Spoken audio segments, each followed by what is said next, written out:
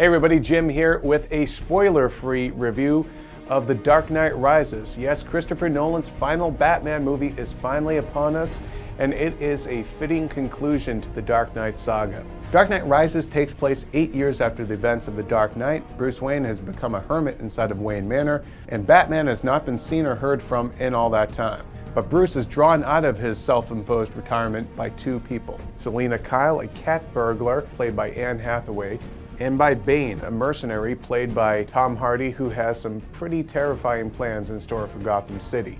This all leads to one hell of an ending for what is undoubtedly the best comic book movie trilogy ever made. The Dark Knight Rises is a true epic. It's even grander in scale than I think that the trailers and clips have led on. It's populated with a lot of characters, very much like a book, and indeed, Tale of Two Cities was a huge inspiration for this movie. You can really see that.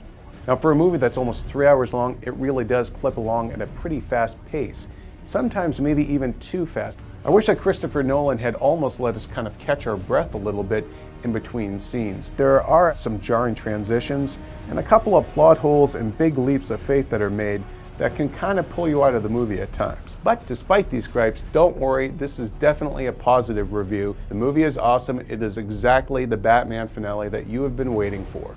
As cool as the action stuff is in the movie, it is the character stuff that really keeps you invested in Bruce Wayne's story.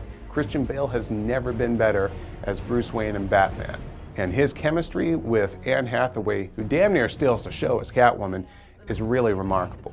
Hathaway's portrayal of Selina Kyle fits right into Nolan's realistic Batman universe, while also retaining those kind of comic booky qualities of her that we've come to know and expect.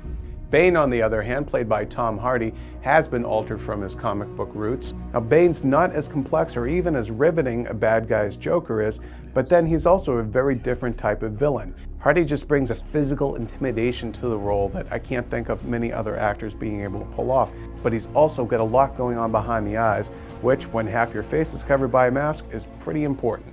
Now, I could go on and on about this movie, but let's just leave it at this. The Dark Knight Rises is one hell of a movie and a very fitting and powerful conclusion to Christopher Nolan's Batman saga. We're giving it 9 out of 10.